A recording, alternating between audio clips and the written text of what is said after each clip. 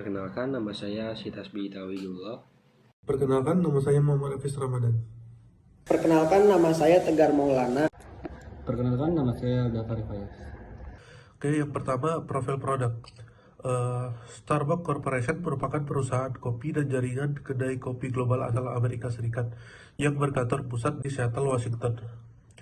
Starbucks merupakan perusahaan kedai kopi terbesar di dunia dengan 20.336 kedai di 61 negara, termasuk 13.123 di Amerika Serikat, 1.299 di Kanada, 977 di Jepang, 793 di Britania Raya, 730 di Tiongkok, 473 di Korea Selatan, 363 di Meksiko, 282 di Taiwan, lalu 204 di Filipina, ada 164 di Thailand, dan 500 di Indonesia. Selanjutnya, visi dari Starbucks Corporation ini, yang pertama, membangun nilai dasar perusahaan sebagai perusahaan yang hanya menggunakan bahan dan menghasilkan yang terbaik. Yang kedua, menciptakan image yang cemerlang yang melekat dalam pikiran pelanggan. Yang ketiga, membentuk Starbucks sebagai suatu merek yang terkenal walaupun orang tidak mengetahui secara jelas bidang usaha yang dijalankan, tetapi masyarakat merasa familiar dengan merek Starbucks. Yang keempat, menjadikan Starbucks sebagai merek terkenal dan dihargai. Yang kelima, menjadikan nomor satu atau di atas brand lainnya dalam jangka waktu tak terbatas. Selanjutnya, misi dari Starbucks Corporation ini, yang pertama, memahami tentang masalah lingkup hidup dan berbagai informasi dengan mitra usaha. Yang kedua, menciptakan solusi yang inovatif dan fleksibel dalam menghadapi perubahan. Yang ketiga, bekerja keras untuk membeli, menjual, dan menggunakan produk yang ramah lingkungan. Yang keempat, memahami tanggung jawab itu sebagai hal yang penting untuk lingkungan hidup. Yang kelima, menanamkan tanggung jawab lingkungan hidup sebagai nilai dasar perusahaan. Yang keenam, mengukur dan memonitor kemajuan setiap proyek terhadap dampak kepada lingkungan hidup. Yang ketujuh, mendorong seluruh mitra untuk ikut serta dalam memperjuangkan misinya.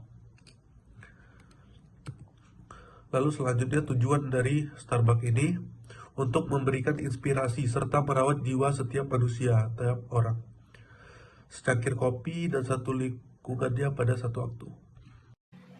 Lalu ada sejarah. Sejarah Starbucks dimulai pada tahun 1971 di Seattle, Amerika Serikat, ketika tiga pengusaha bernama Jerry Baldwin, Jeff Siegel, dan Gordon Bowker membuka toko kopi kecil bernama Starbucks Coffee, Tea, dan Spice.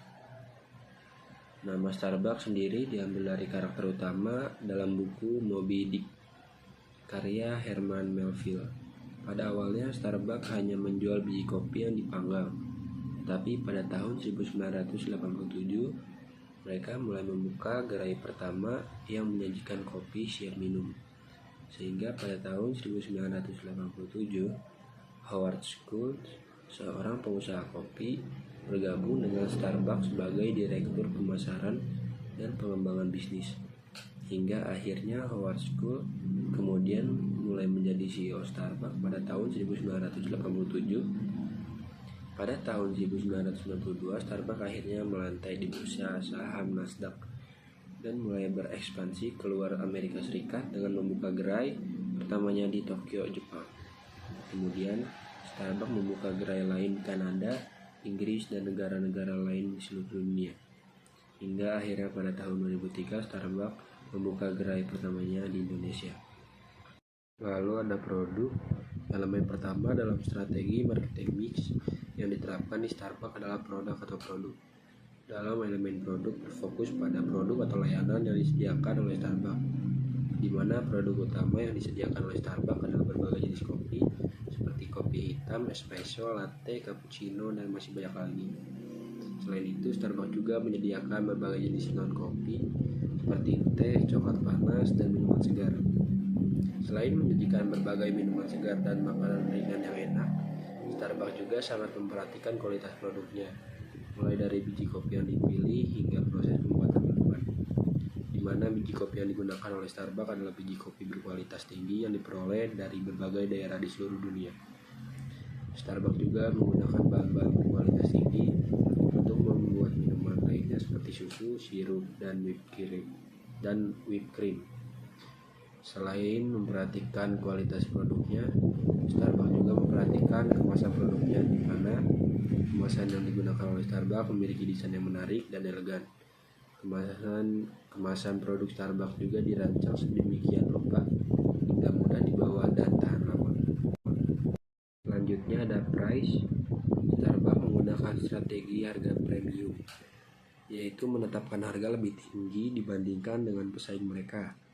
Strategi ini dilakukan karena Starbucks ingin menciptakan citra brand yang menyajikan produk kopi yang berkualitas tinggi dan mewah.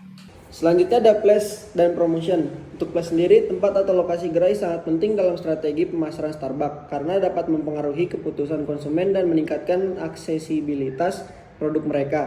Starbucks memilih lokasi gerai yang strategis dan mudah diakses oleh konsumen, seperti di pusat pemberbelanjaan, pusat kota, stasiun kereta api, atau bandara. Selain itu, Starbucks juga memiliki konsep toko yang unik dan menyediakan tempat yang nyaman dan cozy agar konsumen dapat menikmati kopi mereka dengan santai.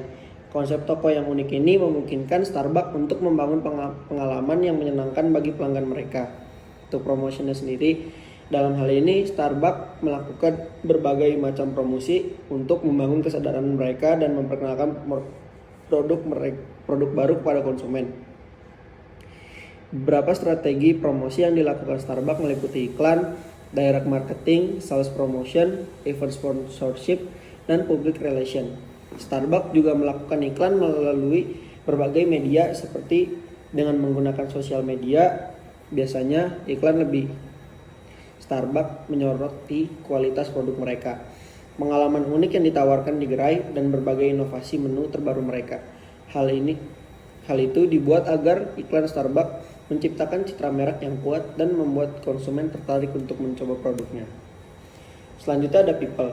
Strategi people pada Starbucks mengacu pada perusahaan melatih dan memotivasi stafnya untuk memberikan layanan yang baik dan menciptakan pengalaman yang menyenangkan bagi pelanggan. Di mana hal ini Starbucks mengutamakan perekrutan karyawan yang memiliki kemampuan interpersonal yang baik, ramah, dan mampu berkomunikasi dengan baik dengan pelanggan. Selain itu, Starbucks juga memberikan pelatihan intensif untuk karyawan baru dan pelatihan berkelanjutan untuk karyawan yang sudah berpengalaman. Pelatihan ini mencakup pelatihan teknis seperti cara menyeduh kopi dan cara membuat minuman, serta pelatih non-teknis seperti cara berinteraksi dengan pelanggan.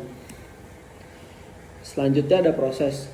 Dalam hal ini, Starbucks mencoba memberikan pengalaman pelayanan unik dan terintegrasi melalui berbagai proses pelayanan untuk menciptakan suasana yang nyaman dan hangat bagi pelanggannya. Proses pelayanan di Starbucks dimulai dari pengolahan bahan baku kopi yang berkualitas tinggi hingga penyajian minuman yang dipesan oleh pelanggan. Starbucks memiliki standar yang ketat dalam memilih biji kopi yang digunakan dan cara pengolahan biji kopi tersebut. Selain itu, Starbucks juga memperhatikan kualitas bahan tambahan seperti susu, gula, dan sirup yang digunakan dalam minuman. Hal ini dilakukan untuk memastikan bahwa kualitas minuman yang dihasilkan selalu konsisten dan memuaskan pelanggan. Untuk physical evidence, di mana hal ini Starbucks menyadari bahwa bukti fisik adalah hal yang penting bagi menciptakan pengalaman suasana yang menyenangkan bagi pelanggan, di mana Starbucks memperhatikan tampilan dan suasana gerai untuk menciptakan suasana yang nyaman dan menyenangkan bagi pelanggan. Selain itu, Starbucks juga memberikan fitur khusus pada detail seperti dekorasi, tata letak meja, dan pilihan furnitur untuk menciptakan suasana yang elegan dan nyaman. Musik yang diputar di gerai juga dipilih secara khusus untuk menciptakan suasana yang tenang dan santai bagi pelanggan. Untuk slotnya, kita di kekuatan satu, ada merek yang kuat. Starbucks adalah merek yang sangat terkenal dan diakui secara global dalam industri kopi. 2. Jaringan toko yang luas. Perusahaan ini memiliki ribuan lokasi di seluruh dunia, memberikan akses mudah kepada pelanggan. 3. Pengalaman pelanggan yang unik. Starbucks menawarkan lingkungan yang nyaman dan ramah pelanggan dengan berbagai minuman dan makanan yang diinginkan oleh pelanggan. Keempat, ada kemitraan strategis. Starbucks telah menjalin kemitraan dengan merek yang terkenal lainnya seperti Spotify, Uber untuk memperluas jangkauan pasar dan menciptakan nilai tambahan bagi pelanggan. Untuk kelemahannya, satu, ada harga yang relatif tinggi. Harga produk Starbucks cenderung lebih tinggi dibandingkan dengan pesaingnya, yang dapat menjadikan hambatan bagi sebagian pelanggan. Kedua, ketergantungan pada minuman kopi. Meskipun Starbucks menawarkan variasi yang sangat luas, perusahaan ini masih tergantung pada penjualan minuman kopi, yang dapat membuatnya rentan terhadap perubahan tren konsumen atau masalah pasar biji kopi. Ketiga, ada konsistensi kualitas produk dan layanan dapat menciptakan tantangan karena ada ribuan lokasi Starbucks di seluruh dunia. Dan kecepatan ekspansi dapat mempengaruhi kemampuan untuk menjaga standar konsistensi semua toko. Untuk peluangnya, ada ekspansi internasional, masih ada peluang pertumbuhan di pasar internasional, terutama di negara-negara berkembang seperti permintaan yang meningkat terhadap kopi dan gaya hidup barat. 2. Inovasi produk. Starbucks dapat terus mengembangkan, memperkenalkan inovasi produk dalam produknya, seperti minuman sehat atau opsi non-kopi, untuk menarik pelanggan yang lebih luas sehat. 3. Ada perluas jaringan toko. Dengan terus memperluas jaringan toko Starbucks meningkatkan visibilitas mereknya dan mencapai lebih banyak pasar yang potensial. Yang terakhir ada ancaman, yaitu threats. 1. Persaingan ketat. Starbucks menghadapi persaingan yang sangat sengit dari merek-merek kopi lainnya, serta gerai kopi independen yang berkembang. 2. Perubahan tren konsumen. Perubahan preferensi konsumen terkait makanan dan minuman, gaya hidup sehat, dan kepedulian lingkungan dapat mempengaruhi permintaan terhadap produk Starbucks. Fluktuasi harga bahan baku. Harga biji kopi dan bahan baku lainnya yang fluktuatif dapat mempengaruhi margin keuntungan perusahaan. Keempat, ada regulasi dan kebijakan pemerintah. Perubahan dalam regulasi atau kebijakan pemerintah terkait perpajakan atau pekerja.